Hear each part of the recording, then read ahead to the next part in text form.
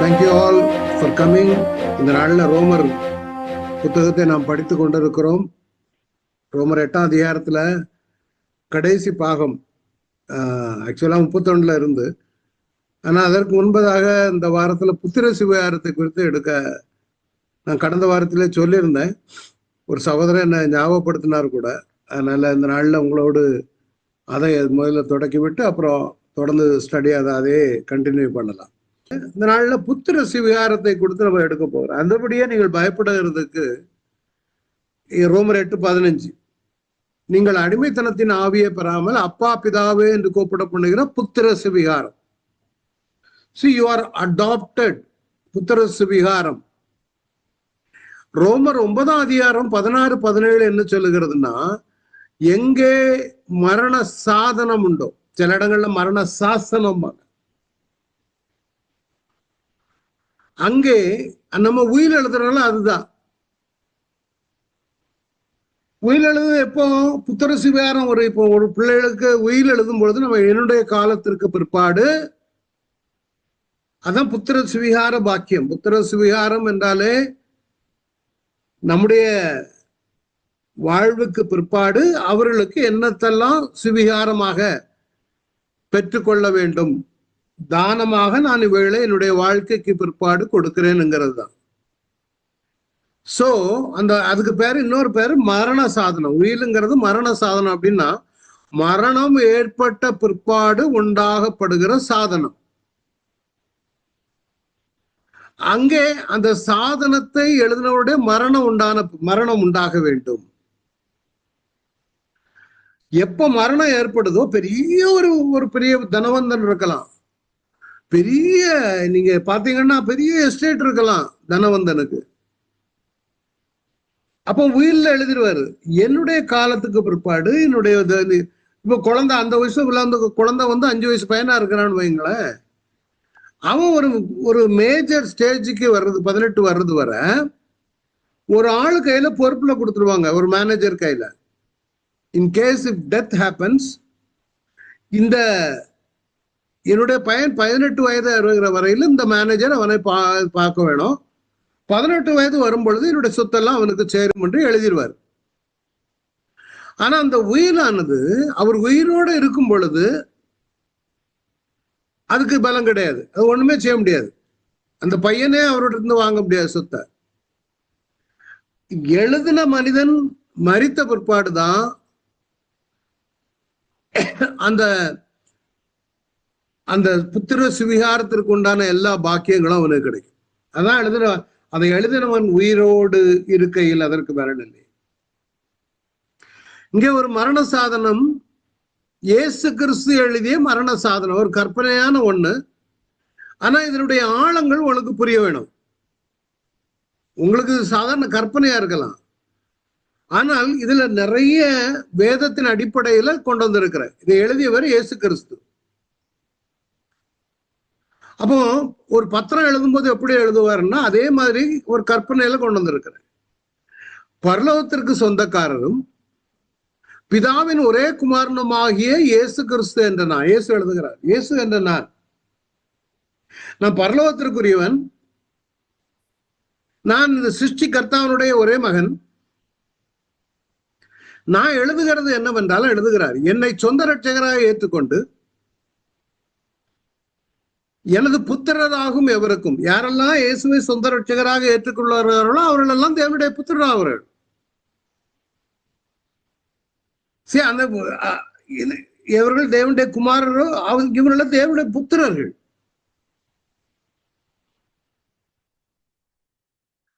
நம்ம வாசிக்கிறோம்ல, அப்பா பிதாவே என்று கூப்பிடப்படுகிற புத்திர சிவகாரம். அப்போ இயேசுவை ஒரு மனிதன் சொந்த ரட்சகராக ஏற்றுக்கொள்ளும் பொழுது அவன் இயேசு கிறிஸ்துவனுடைய மகன். சொல்றாரு, என் பிதா வாக்குத்தத்தம் பண்ணின எல்லா ஆசீர்வாதங்களையும் இஷ்டதானமாக என் மரணத்திற்கு பிற்பாடு கொடுப்பேன் என்று இதன் மூலம் உறுதியளிக்கிறேன்.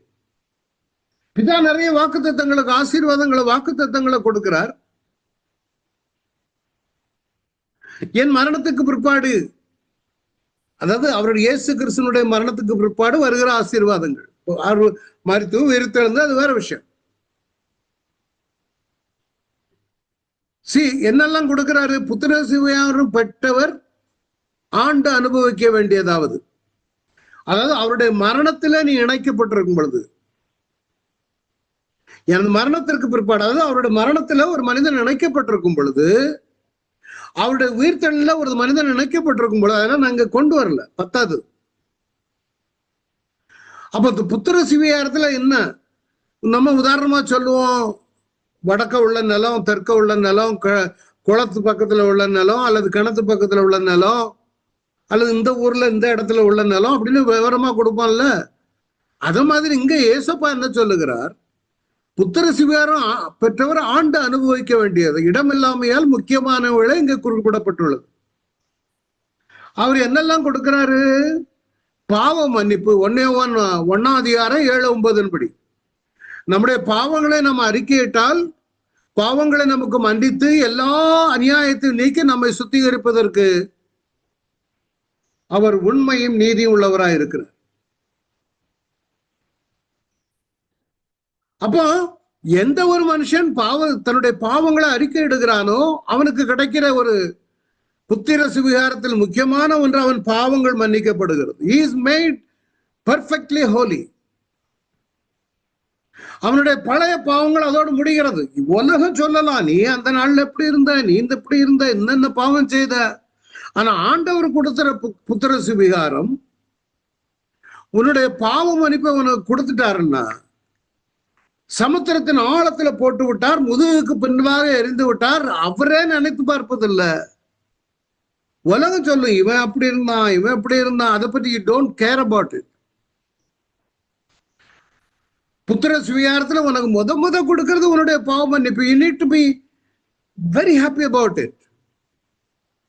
அதனாலதான் இந்த எவ்வளவு பெரிய பாவிகள், எவ்வளவு பெரிய கொலை செய்தவன், அநேகர் சங்கர்லாம் பெரிய கொலை செய்தவன். அப்போ அவன் செத்து போனான, yes, but destination is different. அவன் பரலோகம் போய் சென்றிருக்கிறான். அவங்கெல்லாம் பாவ மன்னிப்பு பெற்ற பொழுது அவங்களுக்கு ஒரு பெரிய விடுதல். அதுதான் மகிமைப்படுத்துதல். மகிமைப்படுத்துதல் தான் பூமியில பெரிய பேலஸ் கட்டி ஜேன்னு அப்படி கார்ல போய் அதெல்லாம் மகிமைப்படுத்துகிறது. சோ கர்த்தராகி ரோமர் 10:9 சொல்லுது, கர்த்தராகி இயேசுவை உன் வாயினால் அறிக்கையிட்டு தேவன் அவரை மரித்தவரிலிருந்து எழுப்பினார் என்று உன் இருதயத்திலே விசுவாசித்தால் ரட்சிக்கப்படுவார். 2வது ரட்சிப்பு. ஆனா ரோமர் 10:9 பாவ மன்னிப்பு பெற்றவனுக்கு தான் ரட்சிப்பு. பாவ மன்னிப்பு பெறாம சிலவங்க நினைச்சுக்கிட்டு இருக்கிறாங்க, நீங்க எப்ப பிரதர் ரட்சிக்கப்பட்டு? நான் அந்த மீட்டிங் கன்வென்ஷனுக்கு போனேன், ஆண்டவரை ஏற்றுக்கொள்ளுகிறவங்க எல்லாம் முன்னால வாங்கினாங்க, முன்னால போனேன், அவர் என் தலையில கையை வச்சாரு, நான் தொப்புன்னு கீழே விழுந்தேன், அன்னைக்கு ரட்சிக்கப்பட்டேன். பாவ மன்னிப்பு அன்னைக்கு நான் ரட்சிக்கப்பட்டுட்டேன் பிரதர், அது ஓகே. பாவ மன்னிப்பு பெற்றவன் பழைய பாவத்தை செய்ய மாட்டான். ஒரு சகோதரன் சொன்னார், ஐ நோ, ரொம்ப மோசமான ஒரு மனிதர், நார்த் இந்தியன். அவர் சொன்னார், you know, I just fell down. He stayed in me in spirit. அன்னைக்கு நான் ரட்சிக்கப்பட்டேன். ஆனா வாழ்க்கையில மாற்றம் இல்லாத ஒரு வாழ்க்கை. பாவ மன்னிப்பு கொடுக்கிற புத்திர சுவிகாரத்துல முக்கியமான கருத்து பாவ மன்னிப்பு. If you are not saved, finished. இதுக்கு மேல உள்ளது ஒண்ணுக்கும் நீ எலிஜிபிள் இல்லை. பாவ மன்னிப்பு பெற்றாதான் நீ ரட்சிப்பு என்ற ஒன்று உனக்கு உண்டு. அது எப்போ வரும்? நீ விசுவாசிக்க வேண்டும். நீ விசுவாசித்தால் தேவனுடைய மகிமையை காண்பாய். அடுத்தது ஆண்டவர் சொன்ன, இது நிறைய இருக்குது, நான் முக்கியமானது கொண்டு வந்திருக்கிறேன். புத்திர சுவிகாரத்துல 3வது முக்கியமான ஒண்ணு, பரிசுத்த ஆவியின் அபிஷேகத்தை உங்களுக்கு கொடுப்பேன். ஆண்டவர் சொன்னார், என் பிதா வாக்குத்தத்தம் பண்ணினதை இதோ நான் உங்களுக்கு அனுப்புகிறேன். இதெல்லாம் பிதா வாக்குத்தத்தம் பண்ணது. ஆண்டவர் சொன்னார், உன்னதத்திலிருந்து வருகிற பலத்தினால் தற்பிக்கப்படுகிற வரையிலே எருசலேமிலே நகரத்திலே இருங்கள், காத்திருந்தாங்க. அப்போஸ்தலர் 2வது அதிகாரத்துல. அப்ப நீ ஒரு மனுஷன், நீ இயேசு கிறிஸ்துவினுடைய சொந்த பிள்ளையா மாறுவாயானால் இவைகளெல்லாம் நீங்க உங்களுக்கு கிடைச்சிருக்குன்னு சொல்லி நீங்க டெய்லி ஆண்டவர் இடத்துக்கு நன்றி செலுத்தணும். அப்பா எனக்கு பாவ மன்னிப்பு கொடுத்துருக்கீங்க. இதெல்லாம் நம்ம தெரியாமலே வாழ்ந்து கொண்டிருக்கோம். நிறைய பேருக்கு ஜெபிக்கிறது ஓடாது. 10 நிமிஷம் ஓடும், 5 நிமிஷம் ஓடும். இதெல்லாம் யூஸ் பண்ணுங்க. ஆண்டவரே என்ன மகனா ஏற்றுக்கொண்டே நன்றி. அது ஒரு வார்த்தையில முடியுதில்ல. என்ன மகனா ஏற்றுக்கொண்டு எனக்கு பாவ மன்னிப்பு என்று புத்திர சுவிகாரத்துல பாவ மன்னிப்பு கொடுத்தீங்களே ஏசப்பா நன்றி. 1:7-9 படி கொடுக்குறீங்க. ரோமர் 19 படி நான் ரட்சிக்கப்படுகிறேன், அறிக்கையிட்டேன், எனக்கு ரட்சிப்பு கொடுத்துட்டீங்களே. அதை விட மேலாக பாவத்தை குறித்து, நீதியை குறித்து, நியாய தீர்ப்பை குறித்து கண்டித்து உணர்த்த எனக்குள்ளாக ஆவியானவரை கொடுத்திருக்கிறீங்களா, அதற்காக நன்றி ஆண்டவரே. இவைகளெல்லாம் நம்ம அன்றாட நினைக்கும் பொழுது அப்போ உங்களுக்குள்ள ஒரு உள்ளுணர்வு வந்தவுடன் நம்ம சில சமயங்கள்ல மீறி விடுவோம். ஏன்னா நான் ஏற்கனவே சொன்ன மாம்சம் ஆவிக்கு விரோதமா, ஆவி மாம்சத்துக்கு விரோதமா யுத்தம், பயங்கர யுத்தம் நடக்கும்ல. அப்போ மாம்சம் மேற்கொண்டு நம்ம ஆவியின் பிள்ளைகளாக இருக்கலாம், ரட்சிக்கப்பட்ட பிள்ளைகளாக இருக்கலாம், அபிஷேகம் பெற்ற பிள்ளைகளாக இருக்கும். ஆனா இதை மறந்து போகும்பொழுது சில சமயங்கள்ல மாம்சம் என்ன செய்யும், அல்லோகலப்படுத்தி விடும். அப்ப நம்ம இந்த அன்றாட ஜபத்துல இவைகளெல்லாம் நம்முடைய வாழ்க்கையில இதை நினைத்து கொண்டே இருப்போமானால் இவைகள் நம்மை மேற்கொள்ளாது. 4வது பரிசுத்த ஆவியின் முத்திரை. நீங்கள் மீட்கப்படும் நாளுக்கென்று முத்திரையாக பெற்ற பரிசுத்த ஆவியை துக்கப்படுத்தாதீர்கள். We are being sealed. அந்த நாட்கள்ல நான் ஏற்கனவே சொன்னேன், அடிமைகளுக்கு காதுல ஓட்ட போட்டிருப்பாங்க. ரோமர்களுக்கு எந்த வீட்டு அடிமையோ அந்த வீட்டு அடிமைக்கு உண்டான சீல் இருக்கும். நமக்கு பரிசுத்தாவின் முத்திரை. மீட்கப்படும் நாளுக்கு என்று எப்பொழுது ஆண்டவர் மத்திய வானத்துல வரும் பொழுது நாம் ஒன்னில் எடுக்கப்பட வேண்டும், அல்லது அதற்கு முன்பாக மரணம் நம்மை சந்திக்குமானால் நாம் மறுரூபமாக வேண்டும். காரணம் நமக்குள்ளாக பரிசுத்தாவின் முத்திரை. God did everything. உங்களுக்காக எல்லாவற்றையும் அழகா செய்திருக்கிறார். அடுத்தது புத்திர சுவிகாரம் 8:14 வாசம் ஏற்கனவே. இன்னும் ஒரு பெரிய பாக்கியம்,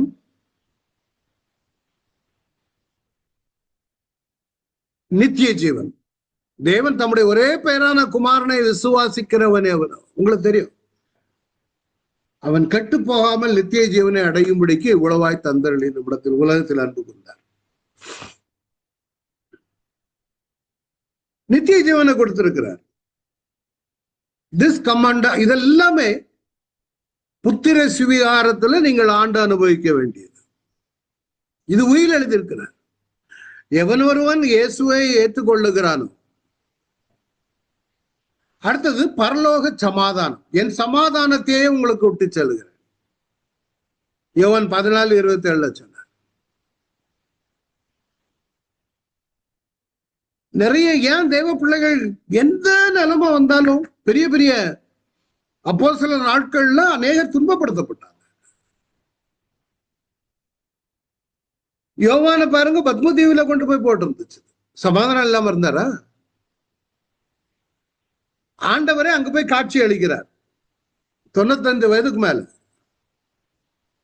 அதான் ஆண்டவர் கொடுக்கிற சமாதானம். ஒருவன் கிறிஸ்துவுக்குள்ளாக இருந்தால், ஒருவன் கிறிஸ்துவுக்குள்ளாக இருந்து பாவ மன்னிப்பை பெற்று, ரட்சிப்பை பெற்று, பரிசுத்தாவின் அபிஷேகத்தை பெற்று, பரிசுத்த ஆவியினால் முத்திரையை பெற்று, புத்திர சுவிகாரம் என்ற ஒரு பாக்கியத்தை பெற்று, நித்திய ஜீவனை பெற்றால் அவனுக்குள்ளாக பரிசுத்தாவின் சமாதானம் எந்த நிலைமையிலும் தங்கி தாபரிக்கும்.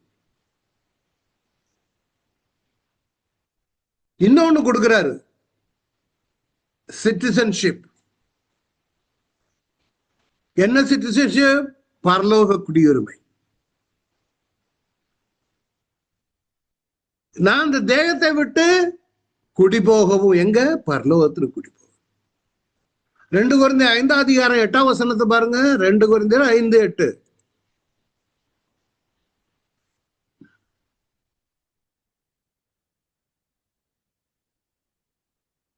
ஓகே, வேற பைபிள்ல இருக்கணும், நோ ப்ராப்ளம்.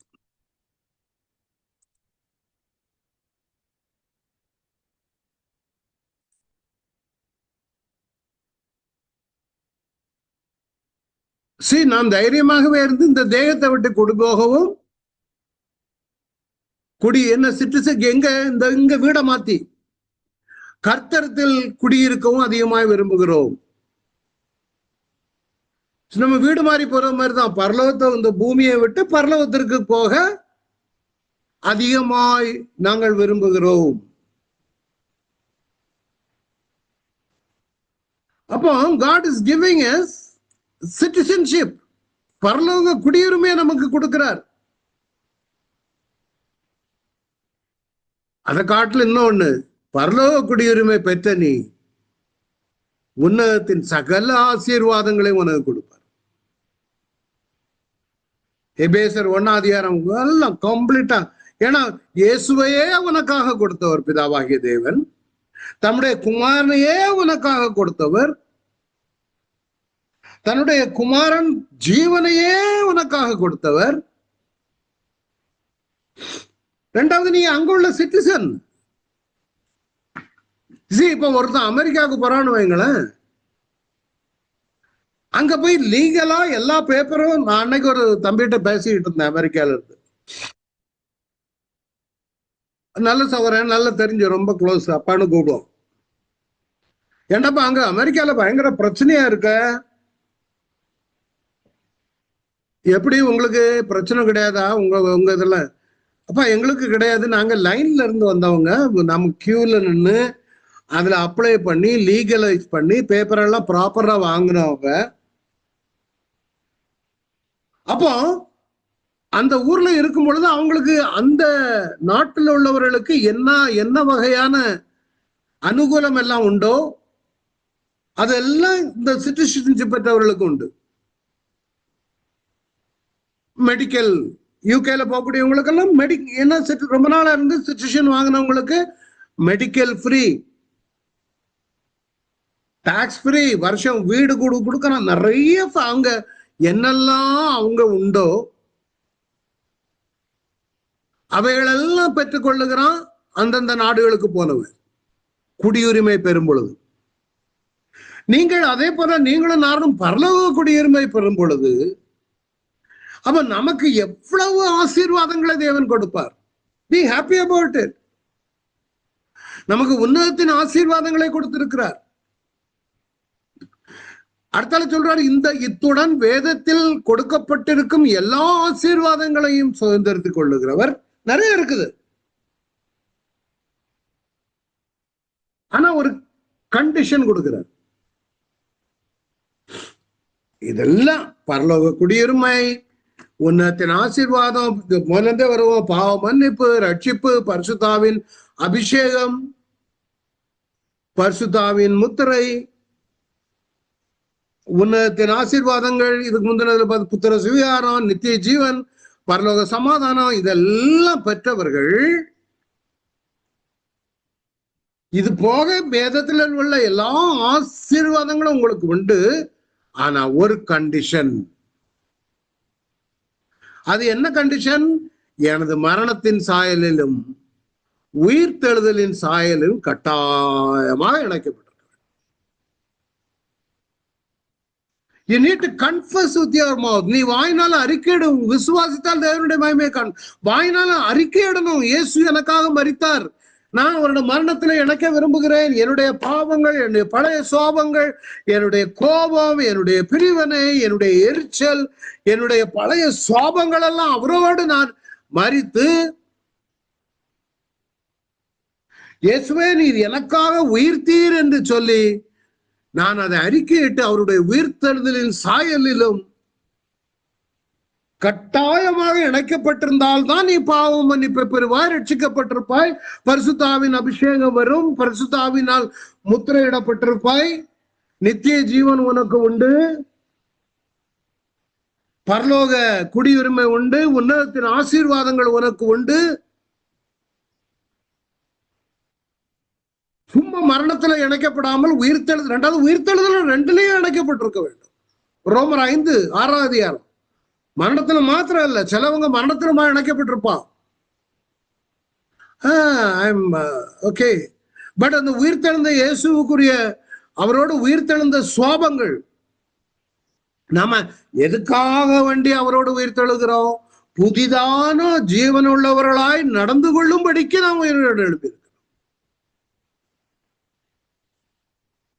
புரியுதுங்களா? சிலவங்களும் அதை பற்றி ஒண்ணுமே தெரியாது. புதிதான ஜீவனம் உள்ளவர்களாய் நடந்து கொள்ளும்படிக்கு.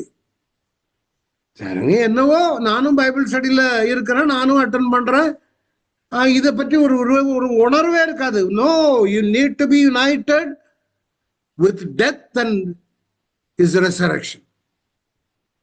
அப்பதான் அவன் புது சிருஷ்டியா இருப்பான். அப்பதான் பழைய சோகம் எல்லாம் போகும். அப்பதான் பாவம் மன்னிக்கப்படும். அடுத்தால இன்னொரு கண்டிஷன் கொடுக்காரு. எனது மரணத்திற்கு அடையாளமான என் ரத்தம் தெளிக்கப்படாமல் வேறு எந்த வகையிலும் இவைகளை பெற்றுக்கொள்ள முடியாது என்பதனையும் வாக்கு மூலமாக தெரிவித்துக் கொள்கிறேன். அப்படின்னா என்ன? சிலவங்க நினைக்கிறாங்க, பாஸ்டருக்கு காணிக்கையை கொஞ்சம் அள்ளி கொடுத்துட்டா போதும், இல்ல மிஷினரிக்கு வட இந்தியால சர்ச்சு கட்டுறதுக்கு வீடு வீடா நான் பணம் கலெக்ட் பண்ணி அனுப்பி கொடுத்துட்டேன், அதனால எனக்கு பாவ மன்னிப்பு ரட்சிப்பு எல்லாம் வந்துடும். இன்னும் சிலர் நினைக்கிறாங்க, ஒரு தம்பிட்ட கேட்டேன், நீ என்னப்பா ஆண்டவருக்குள்ள வரணும்? அண்ணா நான் நல்ல எப்பவும் நான் ஆண்டவருக்காக தான். அன்னைக்கு எங்க சர்ச்சு கூட க்ளோஸ் பண்ணி கிடந்துச்சு, நான் இன்னொரு சர்ச்சில் போய் நான் லைட் எல்லாம் கட்டிக்கிட்டு இருந்தேன். அவன் நினைக்கிறது என்ன தெரியுமா? அந்த லைட் எல்லாம் கட்டுறேன், அதெல்லாம் பண்றேன், அது உண்மையிலே அவன் ரட்சிக்கப்பட்டானா ரட்சிப்புனா என்னங்கிறது தெரியல, அறியாம, இக்னோரன்ஸ். அப்ப ஆண்டவன் சொல்றாரு, ரத்தம், இயேசு கிறிஸ்துவினுடைய ரத்தம் சகல பாவங்களை நீக்கி சுத்திகரிக்கும். அதனாலதான் பாவ மன்னிப்பு. ரத்தம் சிந்த இல்லாமல் பாவ மன்னிப்பு இல்லை. பழைய ஏற்பாட்டுல இருந்தே அதானே கொண்டு வந்தாரு. ரத்தத்தை கொண்டு போய் நம்ம படிச்சோம். எங்க? கிருபாசனத்துல கொண்டு போய் இந்த ரத்தத்தை தெளிக்கணும். கப்பரோத் ஆசாரியன் ரத்தத்தை எடுத்து 7 தரம் தெளிப்பான். அப்ப ரத்த சிந்துதல் இல்லாமல் பாவ மன்னிப்பே கிடையாது. நிறைய பேர் நினைப்பு என்னன்னா, இந்த காரியம் செய்தா நம்ம பரலோக சிட்டிசனா மாறிடலாம். No way. You need to have interpersonal relationship. இவைகளெல்லாம் புத்திர சுவிகாரம் பெற்றவர்கள். சுவிகாரம்னா என்னன்னு? தான தர்மம். நம்முடையதை தானமாக நமக்கு, நம்முடைய பிள்ளைகளுக்கு கொடுப்பது. அதான் புத்திர சுவிகாரம். தொடர்ந்து பாருங்க. இச்சுவிகார பாக்கியம்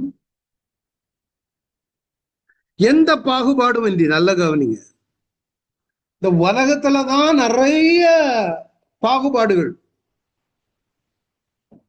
ஜாதி மதம் பிரிவினைகள், ஒவ்வொரு ஏன் இன்னைக்கு கிறிஸ்தவம் ஏன் வளர முடியாம ஒவ்வொரு சபைகளும் ஒரு மதத்திற்கு, ஒரு ஜாதிகளுக்குள்ள அடங்கி இருக்குன்னா காரணம் அங்கு பாகுபாடு.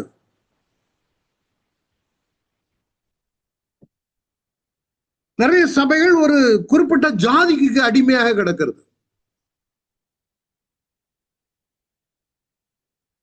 ஒரு தாழ்ந்த ஜாதின்னா அவன் இந்த சபைக்கு போனாலே தெரியும், நீ எந்த சபைக்கு போற? இந்த சர்ச்சுக்கு போற. ஓகே, நீ யாருன்னு தெரியுது. இந்த சர்ச்சுக்கு போனா அது வேற சர்ச். கம்யூனிட்டி பாகுபாடு. கிறிஸ்தவத்துல பாகுபாடே கிடையாது. ஆண்டவர் பிரிக்கல, பாகுபாடு கொடுக்கல. எந்த மதமான, ரிகார்ட்லெஸ் ஆஃப் ரிலிஜன், காஸ்ட், அதான் ஆரம்பிக்கப்பட்டது. ஆனா அந்த மனுஷர்கள் உள்ள நுழைஞ்சி கிறிஸ்தவத்தை சின்ன பின்னமாக்கி இன்றைக்கு ஆளுகை செய்கிறது பாகுபாடு. இந்த அசிங்கமான பாகுபாடுகளை குறித்து நான் பேச விரும்பல. ஆனா ஆண்டவர் இதுதான் நமக்கு புத்திர சுவிகாரமாக கொடுக்கிற இவன் இப்படிக்கு ஒப்பம் இயேசு கிறிஸ்து. இது உயில் மரண சாதனம் அல்லது மரண சாசனம். ஆனால் ஒரு ஒப்பந்த உடன்படிக்கையும் நமக்கு வேணும். அடுத்தது இது இயேசு கிறிஸ்துவுக்கும் நமக்கும் உள்ள ஒப்பந்தம். இது ஆண்டவர் என்னவெல்லாம் கொடுப்பேன், என்னுடைய மரணத்திலும் உயிர்த்தெழுதலும் பங்கு பெறுகிறவர்களுக்கு இவையெல்லாம் கொடுப்பேன், என்னுடைய ரத்தம் சிந்துவதன் மூலமாய் ரட்சிக்கப்படுகிறவர்களுக்கு இவையெல்லாம் கொடுப்பேன். நான் சுருக்கமா கொடுத்திருக்கேன், நிறைய பைபிள்ல இருக்கு. ஆனா இந்த ஒப்பந்த உடன்படிக்கையை பாருங்க. இது யூசுவலா ஒப்பந்த உடன்படிக்கைன்னா it's a covenant between two people. அந்த உயில் அப்படி கிடையாது, கவனன்ட் கிடையாது. அவர் கொடுக்கிற கண்டிஷன் தான். ஆனா இங்க இந்த புதிய ஒப்பந்த பத்திரத்துல 2 பேர் இருக்காங்க. 1ஆம் லக்கமிட்டவர், 2ஆம் லக்கமிட்டவர். ஒப்பந்த பத்திரம் வழக்கமா அப்படிதான் எழுதுவாங்க. நான் என்ன கொடுத்திருக்கிறேன், ஒப்பந்த பத்திரம். இது ஒரு புதிய உடன்படிக்கை. நீங்க சொந்த ரட்சகராக இயேசுவை ஏற்றுக்கொண்டாச்சு. உங்க வாயினால் அறிக்கையிட்டு இயேசுவை சொந்த ரட்சகராக நீங்கள் ஏற்றுக்கொண்டீங்க. அப்போ நம்ம பத்திர ஆபீஸுக்கு போனீங்கன்னா ஒப்பந்தம் எழுதுவாங்க. அதே மாதிரி இங்க ஒரு ஒப்பந்தம் நம்ம எழுதி இருக்கிறோம். எல்லாம் ஒரு இதுதான், உங்களை புரிய வைப்பதற்காக இவைகள் அங்க கொண்டு வந்திருக்கிறேன். அதனால என்னடா, வேதத்தின் அடிப்படையில் தான், வசனங்களோடு தான் உங்களை கொண்டு வந்திருக்கிறேன். திருப்பியும் சொல்றேன், பரலோக உடமஸ்தரும் பிதாவின் ஒரே குமாரனுமாக இயேசு கிறிஸ்து என்ற ஒன்றால் லக்கமிட்டவர். அவர் யாரு? 1ஆம் லக்கம் இயேசு கிறிஸ்து. பூலோகவாசியும் யார்? நாம ரட்சிக்கப்பட்ட நபருமாகிய 2ஆம் லக்கமிட்டவர். நம்ம 2ஆம் லக்கம் செய்து கொள்ளும் ஒப்பந்த பத்திரமாவது புதிய உடன்படிக்கை. நாம பூலோகவாசி, அவர் பரலோகவாசி. நம்ம ஏற்கனவே அவரை புத்திர சுவிகாரம் பற்றி எல்லாம் கன்ஃபார்ம்டா அவரு அங்க சொல்லிட்டாரு. ஆனா இப்போ ஒரு ஒப்பந்த பத்திரத்துக்குள்ள அடுத்தால அழைக்கிறார். தொடர்ந்து அது ஒப்பந்த பத்திரம் எப்படி போகுது பாருங்க. மிருகங்களின் ரத்தத்தினால் உண்டான பழைய உடன்படிக்கை நித்திய மீட்பை உண்டு பண்ண தவறுனபடியினால். ஏன்னா வருஷந்தோறும் அவன் மிருகத்தின் ரத்தத்தை கொண்டு போய் மகாபரிசுத்தலத்தில் நுழைப்பான், திருப்பி அடுத்த வருஷம் பண்ணுவான். அப்ப நித்திய மீட்பா இல்ல. பழைய ஏற்பாட்டுல நித்திய மீட்பு இல்ல. Every year the high priest was going to the holy of holies. ஆனா இயேசு எபிரேயர் 9 பார்த்தோம்னா,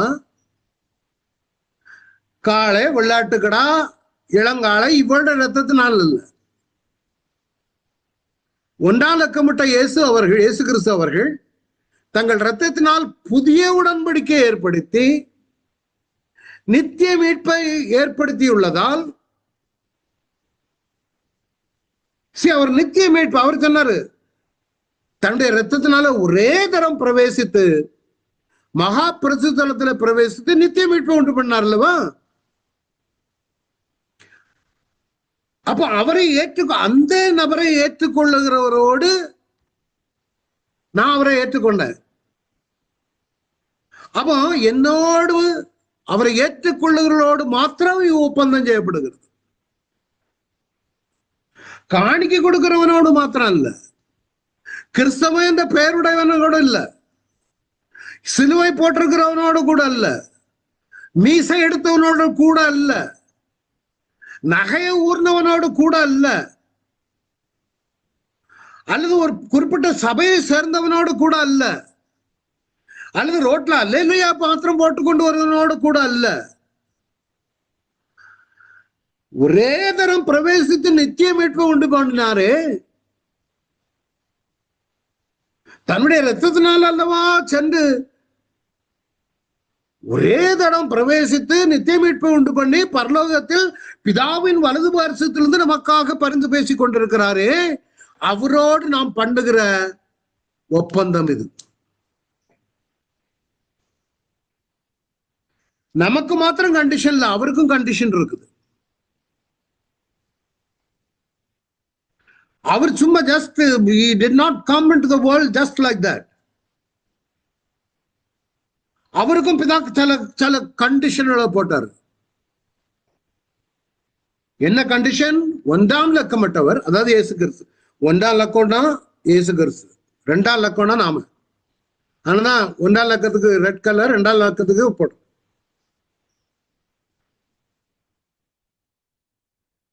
ஒன்றாம் லக்கமட்டவர் தன் பிதாவின் சித்தத்தின்படி ஜீவனை தாமாகவே முன் வந்து கொடுத்தோம்யா. அவருக்கு கொடுத்த கண்டிஷன் என்ன தெரியுமா மானே? பிதா என்ன சொன்னார் தெரியுமா அவங்ககிட்ட, இயேசு கிட்ட, நீ போய் இந்த உலகத்தின் பாவத்தை சுமப்பதற்கு உன்னை ஆட்டுக்குட்டியாக அனுப்புகிற, உன் ஜீவனை நீ கொடுக்கணும்.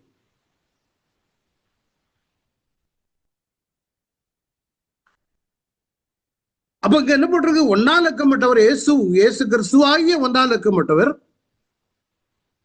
தன் பிதாவின் சித்தத்தின்படி தன் ஜீவனை தாமாகவே முன் வந்து கொடுத்தமையால் அவரை கொடுத்திருக்கிறார். He surrendered to the will of God. சிலுவையின் மரண பரியந்தம் தன்னை தாழ்த்தினார். அதனால தேவன் எல்லாவற்றுக்கும் மேலாக அவனை உயர்த்தினார். அவர் கொடுத்தபடியினால அவரது மரண சாசனத்தின்படி, நான் ஏற்கனவே சொன்னேன், மரண சாசனம் அல்லது சாதனம்,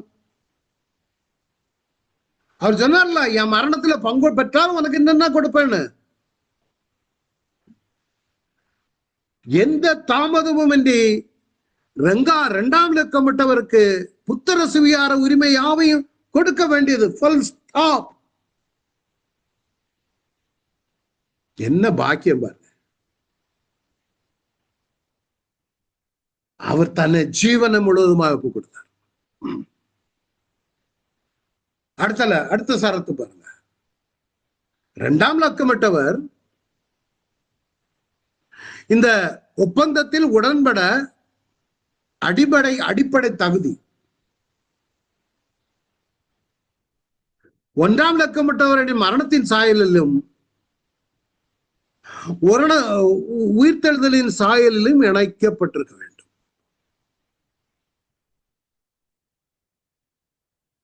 ரோமர் 6:5 என்ன சொல்லுது?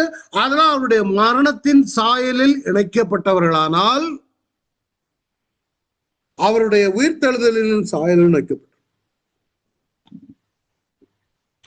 வேறு எந்த வகையிலும் ஒன்றாம் லக்கமிட்டவர் உடன்பாடு செய்து கொள்ள முடியாது. கேட்கலாம், ஓய் உங்க சர்ச்சுக்கு நான் எவ்வளவு பண்ணிருக்கேன், எவ்வளவு காணிக்க நான் அள்ளி கொடுத்தேன், நான் தானே எல்லாம் பண்ணினேன், அதை பற்றி ஐ டோன்ட் கேர்.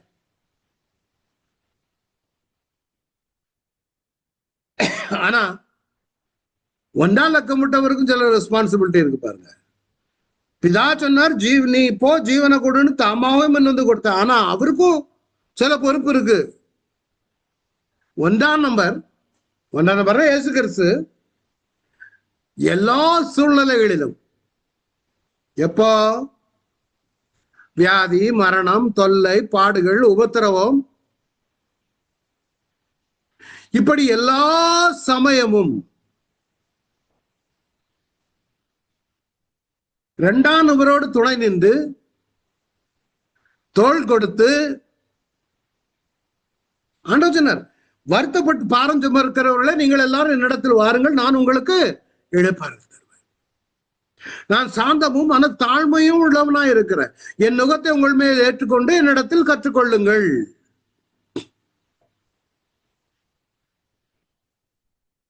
1 கொரிந்தியர் 3:16 நீங்கள் தேவனுடைய ஆலயமாய் இருக்கிறீர்கள் என்றும் தேவனுடைய ஆவி உங்களில் வாசமாய் இருக்கிறார் என்றும் அறியாதிருக்கிறீர்கள்.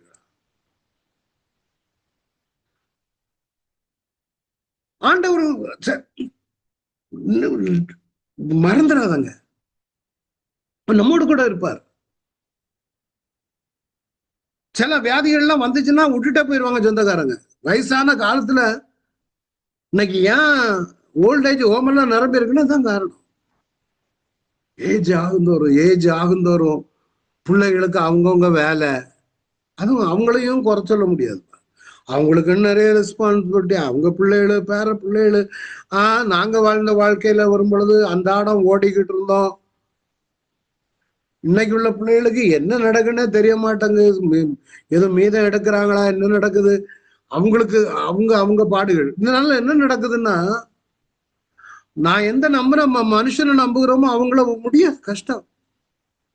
ஆனா தேவன் நம்மோடு கூட எப்பொழுதும் இருப்பார், எல்லா சூழ்நிலைகளிலும், அந்த கண்டிஷன்ல. ஏன்னா நீ ஒப்பந்தத்துல போயிருக்க.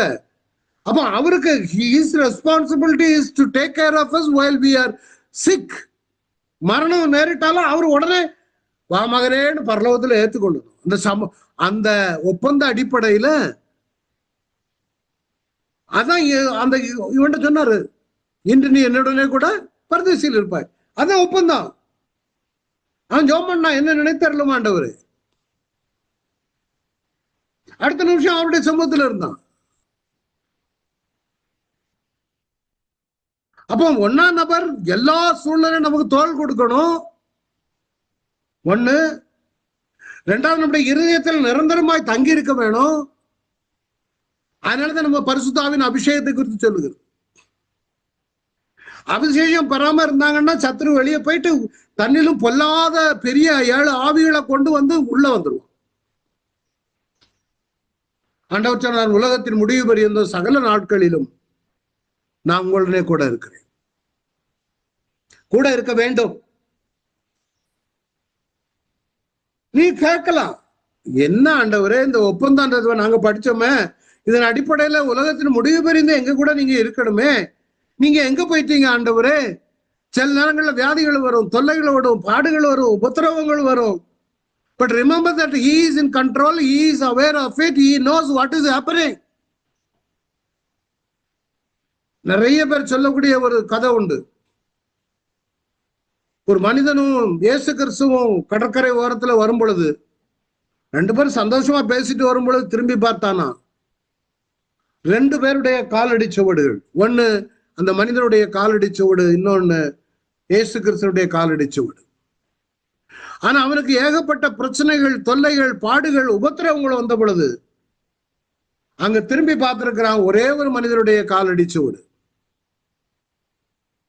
அவனுக்கு ரொம்ப சங்கடம் ஆயிடுச்சு. என்ன ஆண்டவரே, நான் நல்லா இருக்கும் போதெல்லாம் என் கூட ஜாலியா பேசிட்டு வந்தீர், எப்போது என்னோடு இருந்தவர் நான் பிரச்சனைகள் கூட கடந்து செல்லும் பொழுது என்னை விட்டு விட்டு போய்விட்டீரே ஆண்டவரே என்று அழுதான். இயேசுப்பா கேட்டார, மகனே நீ திரும்பி பார்த்தாயா? பார்த்தேன். எத்தனை பேருடைய காலடி சுவடுகள்? ஒரே ஒரு காலடி சுவடுகளை தான், ஒரு நபருடைய காலடி சுவடுகளை தான் பார்த்தேன். அது யாருடைய காலடி சுவடுகள் மகனே? அது என்னுடைய காலடி சுவடுகள்.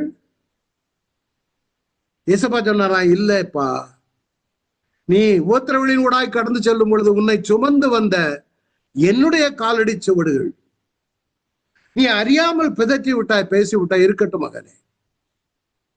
அநேக நேரங்கள்ல நாம் அப்படிதான் பிதற்றி விடுகிறோம், பேசி விடுகிறோம். நம்ம அறியாமல் வாயில தவறான வார்த்தைகளை விட்டு விடுகிறோம். But he knows. ஏன்னா நம்மை அழைத்தவர் உண்மையுள்ளவர். உலகத்தின் முடிவு பறிந்த நான் சகல நாட்களிலும் உங்களோடு கூட இருக்கிற உலகத்தில் உங்களுக்கு உபத்திரவங்களோடு உண்டு, ஆனாலும் திடன் கொள்ளுங்கள், நான் உலகத்தை ஜெயித்தேன். He told you in advance.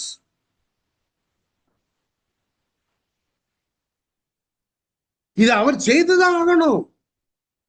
ஏன்னா நீ எப்ப சொந்த ரட்சகராய் ஏற்றுக்கொண்டுட்டேயோ அப்பவே அவருக்கும் உன்னுடைய ஒப்பந்த பத்திரத்துல அவரும் ஒத்துக்கொண்டார். ஒத்துக்கொண்டுதான் இது நடக்குது. தொடர்ந்து பார்ப்போம். 2ஆம் நபரின் மரணம் நேரிடுவதற்கு முன்பு, இப்ப நம்முடைய மரணம் நேரிடுவதற்கு முன்பு 1ஆம் நபர் இயேசு கிறிஸ்து பரலோகத்திலிருந்து வரும் பட்சத்தில் இரண்டாம் நபரை அழைத்து செல்ல வேண்டும். 1 தெசலோனிக்கே 4:11 பின்பு உயிரோடு இருக்க நாமும் கர்த்தருக்கு எதிர்கொண்டு போக மேகங்கள் மேல் அவரோடு கூட ஆயத்தில் எடுத்துக்கொள்ளப்பட்டு இவ்விதமாய் எப்பொழுதும் கர்த்தருடனே கூட இருப்போம். இயேசு வரும் பொழுது முதலாவது கிறிஸ்துவுக்குள் மரித்தவர்கள் எழுந்திருப்பார்கள். அது வேணும். அப்போ இந்த உடன்படிக்கையின் பிரகாரம் நாம் உயிரோடு இருக்கும் பொழுது ஒருவேளை இயேசு வந்தால் நம்மை அழைத்து செல்ல வேண்டும். அல்லது ஒருவேளை நாம் மரித்திருந்தால்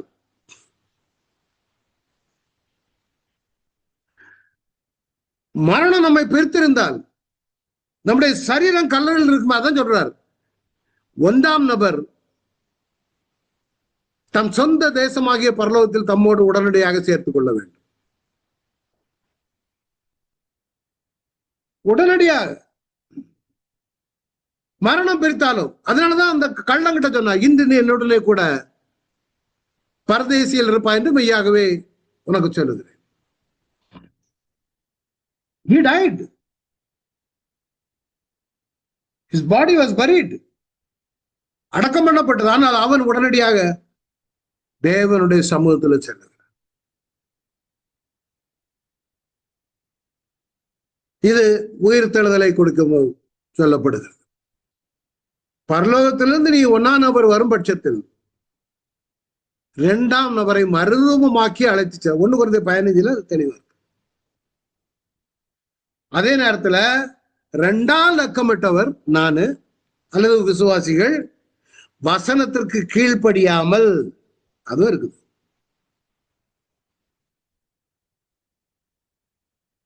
ஒன்றாம் லக்கமிட்ட தேவனுடைய குமாரனை காலின் கீழ் மிதித்து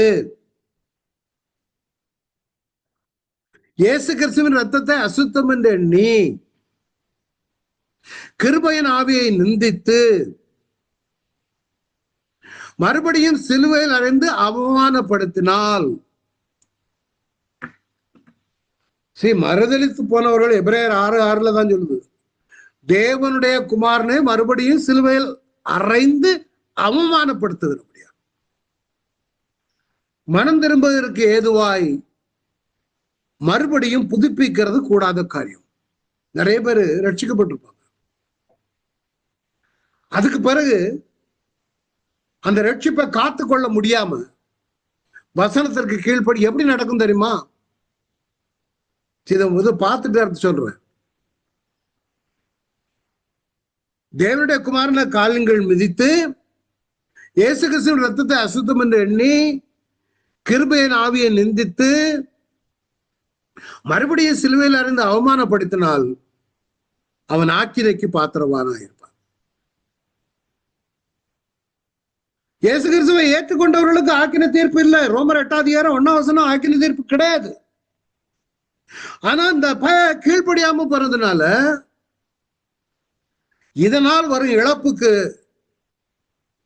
1ஆம் நபர் உத்தரவாதம் அல்ல.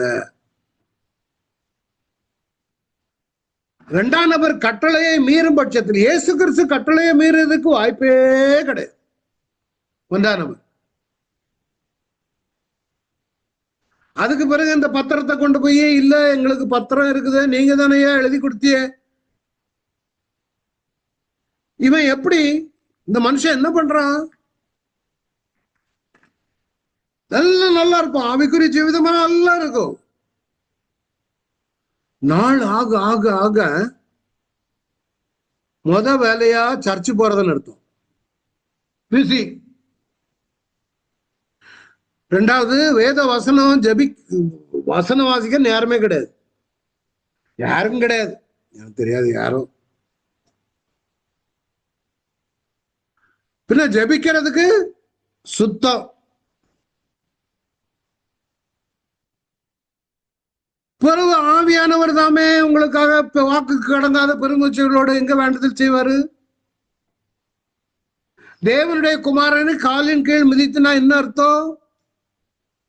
நீ அவருக்கு உனக்காக மரித்தார்ல, திருப்பியும் நீ பாவம் செய்வாயானால் தேவனுக்கு பிடிக்காத அது மாம்சத்துல மீண்டுமாய் நீ செயல்பட்டு கொண்டு இருப்பாயானால் அதை தேவனுடைய குமாரன் காலில் கீழ் போட்டு மிதிப்பதற்கு சமம்.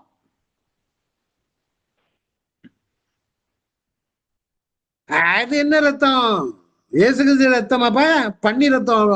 அதுவும் ஏன்னா you are not giving reverence, you are not giving respect to the blood.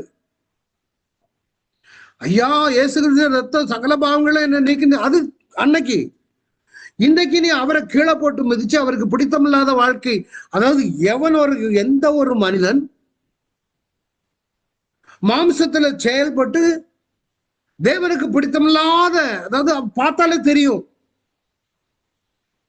செயல்பட்டான்னா அதுக்கு அர்த்தம் தேவனுடைய குமாரனை காலின் கீழ் போட்டு மிதிக்கிறவன், தேவனுடைய ரத்தத்தை அசுத்தம் என்று எண்ணுகிறவன். அது பரிசுத்த ரத்தம்.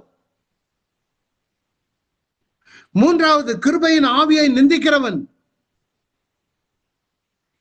ஏன்னா விசுவாசத்தினால கிருபையை கொண்டு ரட்சித்தீர்கள். அவர் கிருபையா இறங்கி ஒன்ன மீட்டெடுத்திருக்கிறாரு, நீ அதை நிந்தித்துக் கொண்டிருக்கிறாய். என்ன கிருபை போயா?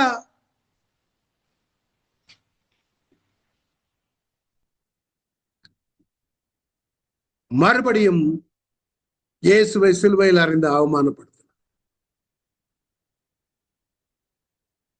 திருப்பியும் அவரை கொண்டு போய் இயேசுவை நீ மறித்து கேவலம் கீழ்த்தரமா அவரை அசிங்கப்படுத்தாது.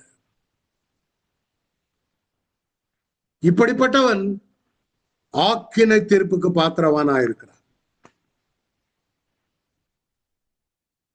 இதனால பயங்கர இழப்பு. You will lose heaven. பரலோகம் கிடையாது, பரலோக குடியுரிமை கிடையாது, உன்னதத்தின் ஆசீர்வாதங்கள் கிடையாது, சமாதானம் கிடையாது. கடந்து அல்லோகலப்பட்டு அடி வாங்கி சின்ன பின்னமாயி சில ஆளுங்களை பார்த்திருப்பீங்களா, நடுத்தருவுல கிடப்பானுங்க, குடியிலும் விபச்சாரத்திலும் வேசித்தனத்திலும் கடந்து அந்த மாதிரி அல்லோகலப்பட்டு திருப்பி அவங்கள மீட்பது என்பது முடியாத காரியம்.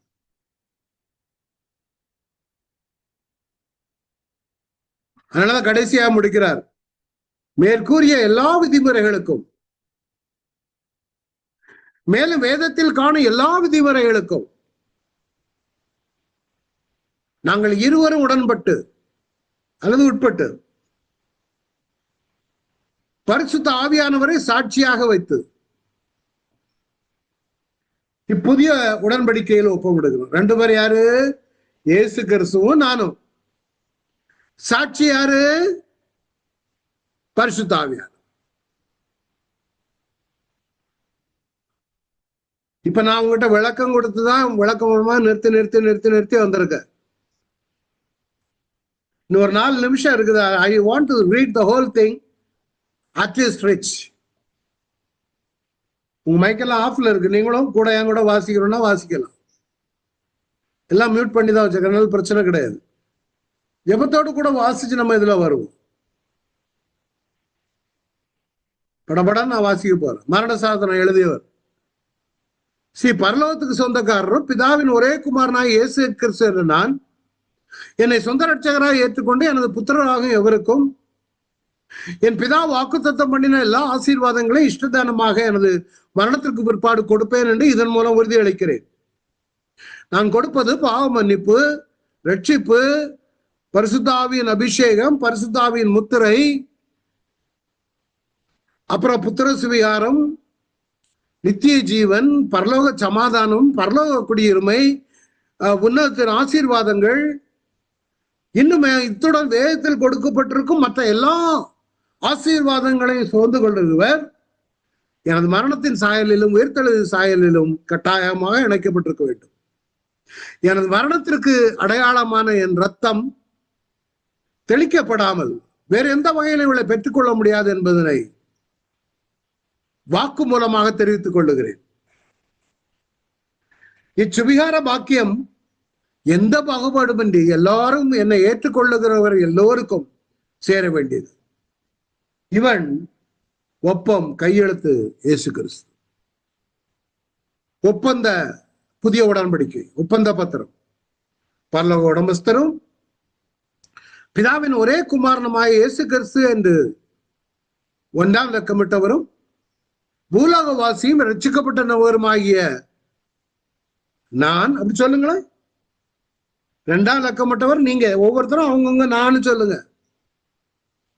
பூலோகவாசியும் ரட்சிக்கப்பட்ட நபருமாகிய 2ஆம் நபருமாகிய நான் செய்து கொள்ள ஒப்பந்த பத்திரம் மிருகங்களினால் ரத்தத்தினால் உண்டான பழைய உடன்படிக்கை நித்திய மீட்பை உண்டு பண்ண தவறுபடியினால் 1ஆம் இலக்கமிட்ட இயேசு கிறிஸ்து அவர்கள் தங்கள் ரத்தத்தினால் புதிய உடன்படிக்கையை ஏற்படுத்தி நித்திய மீட்பை ஏற்படுத்தியுள்ளதால் அவரை ஏற்றுக்கொள்ளும் என்னோடு ஒப்பந்தம் செய்யப்படுகிறது. 1ஆம் இலக்கமிட்டவர் தன் பிதாவின் சித்தத்தின்படி ஜீவனை தாமாகவே முன் வந்து கொடுத்தமையா 1ஆம் இலக்கமிட்ட இயேசு அவருடைய மரண சாசனத்தின்படி எந்த தாமதமும் இன்றி 2ஆம் இலக்கமிட்ட எனக்கு புத்திர சிவியார்மை ஆவையும் கொடுக்க வேண்டியது. 2ஆம் இலக்கமிட்ட நான் இந்த ஒப்பந்தத்தின் உடன்பட அடிப்படை தகுதி 1ஆம் இலக்கமிட்ட இயேசுவின் மரணத்தின் சாயலிலும் உயிர்த்தலின் சாயலிலும் இணைக்கப்பட்டிருக்க வேண்டும். இவை அல்லாது வேறு எந்த வகையிலும் 1ஆம் இலக்கமிட்ட இயேசுவோடு உடன்பாடு ஏற்படுத்திக் கொள்ள முடியாது. 1ஆம் நபராக இயேசு கிறிஸ்து எல்லா சூழ்நிலைகளிலும் வியாதி, மரணம், தொல்லை, பாடுகள், உபத்திரம் வரும் பொழுது இப்படி எல்லா சமயமும் 2ஆம் நபராக என்னோடு துணை நின்று தோள் கொடுத்து நிரந்தரமாய் என் இருதயத்தில் தங்கி உலகத்தின் முடிவு பறிந்த சகல நாட்களிலும் என்னோடு கூட இருக்க வேண்டும். என்னுடைய மரணம் நேருவதற்கு முன்பு 1ஆம் நபராக இயேசு பரலோகத்திலிருந்து நீ வருவீரானால் 2ஆம் நபராக என்னை அழைத்து செல்ல வேண்டும், மறுரூபப்படுத்தி அழைத்து செல்ல வேண்டும். ஒருவேளை 2ஆம் நபராக நான் மரணத்தை சந்தித்திருந்தாலும் நான் மரித்த மறுநிமிடமே பரலோகத்தில் நம்மோடு உடனடியாக சேர்த்து கொள்ள வேண்டும். அந்த திருடனை எப்படியாக சேர்த்து கொண்டீரோ அதே போல என்னையும் சேர்த்துக் கொள்ள வேண்டும். 2ஆம் இலக்கமிட்டவராகிய நான் வசனத்திற்கு கீழ்ப்படியாமல் 1ஆம் இலக்கமிட்ட தேவனுடைய குமாரனாகிய உம்மை காலின் கீழ் மிதித்து உம்முடைய இரத்தத்தை அசுத்தம் என்று எண்ணி உம்முடைய கிருபையின் ஆவியை நான் நிந்திப்பேனானால், மறுபடியும் சிலுவையில் இருந்து உம்மை அவமானப்படுத்தினால் நான் ஆக்கினைக்கு பாத்திரவனாய் இருப்பேன். சொல்லுங்க. இதனால் ஒரு இழப்புக்கு 1ஆம் நபராகிய இயேசு கிறிஸ்து உத்தரவாதம் அல்ல. கட்டளையை மீறும் பட்சத்தில் ஒப்பந்தம் செல்லாது என்பதை ஒத்துக்கொள்ளுகிறேன். மேற்கூறிய எல்லா விதிமுறைகளுக்கும், வேதத்தில் காணும் எல்லா விதிமுறைகளுக்கும் நானும் இயேசு கிறிஸ்துவும் உடன்பட்டு பரிசுத்த ஆவியானவரை சாட்சியாக வைத்து இந்த புதிய உடன்படிக்கையில் நாங்கள் ஒப்ப முடிகிறோம் ஆண்டவரே என்று சொல்லி நீங்களும் நானும் இந்த ஒப்பந்த உடன்படிக்கையிலே பங்கெடுப்போம். அவர் வாக்குத்தத்தம் பண்ணவர் மாறாதவர், அவர் அழைத்தவர் உண்மையுள்ளவர், அவர் முற்றுமுடிய ரட்சிக்க வல்லவராக இருக்கிறார். இந்த ஒப்பந்தத்தில் நம்ம எல்லாரும் இருக்கிறோம். ஒரு நாள் இந்த ஒப்பந்தத்தை மீறி விடக்கூடாது. ஜெபிக்கலாம் எல்லாரும். ஆண்டவர் நீ கொடுத்த அந்த ஒப்பந்த உடன்படிக்கைக்கு ஸ்தோத்தரிக்கிற ஆண்டவரே, அந்த ஒவ்வொருவரையும் ஆண்டவரே இந்த ஒப்பந்தத்துல பங்கெடுத்து பாவ மன்னிப்பை பெற்று, ரட்சிப்பை பெற்று, பரிசுத்த ஆவியை பெற்று, பரிசுத்த ஆவியின் முத்திரையை பெற்று ஆண்டவரே, ஆண்டவரே இன்னும் பரலோக குடியுரிமையை மாறி பரலோகத்தின் ஆசீர்வாதங்களை பெற்று ஆண்டவரே மீட்கப்படும் நாளுக்கு என்று பரிசுத்த ஆவியை பெற்று உடன்படிக்கையிலே ஒப்பந்தம் பண்ணியிருக்கிற அந்த பிள்ளைகளை ஆசீர்வதிங்க ஆண்டவரே. நீர் முடிவு பறிந்த சகல நாட்கள் உங்களோடு கூட இருக்கிறேன்னு சொல்லியிருக்கிறீங்க. இவர்களோடு தங்கி தாபரித்து ஆண்டவரே எங்களை முடிவு பறிந்து நடத்த வேண்டுமாய் ஜெபிக்கிறேன். நாங்கள் உம்முடைய பிள்ளைகள் ஆண்டவரே. கர்த்தர் எங்கள் பட்சத்தில் இருக்கும் பொழுது யார் எங்களுக்கு எதிராக இருக்கக்கூடும் ஆண்டவரே. I bless all of them in the name of Jesus.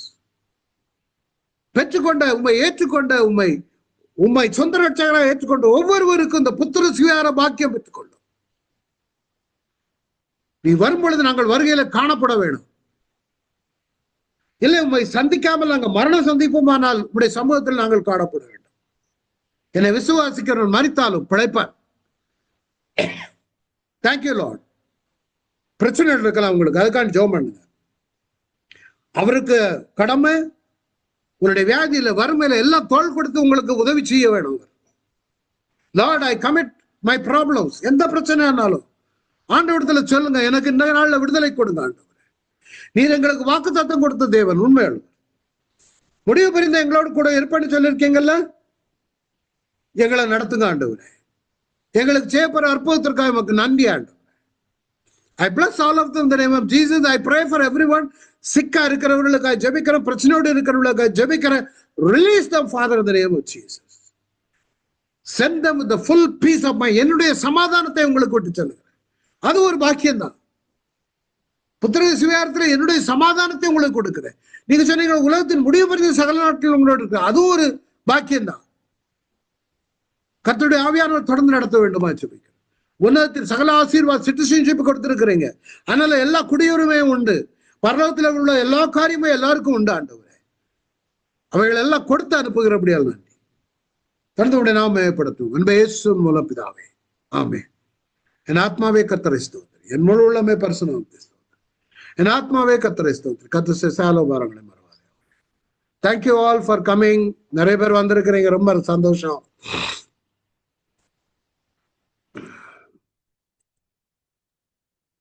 Thank you pastor. Thank you Joslin, நல்லா இருக்கீங்களா? தேங்க்யூ, வந்த எல்லாருக்கும் நன்றி. தேங்க்யூ பாஸ்டர், ரொம்ப பிரயோஜனமா இருந்தது. தேங்க்யூ. ஓகேயா, நன்றி. தேங்க்யூ.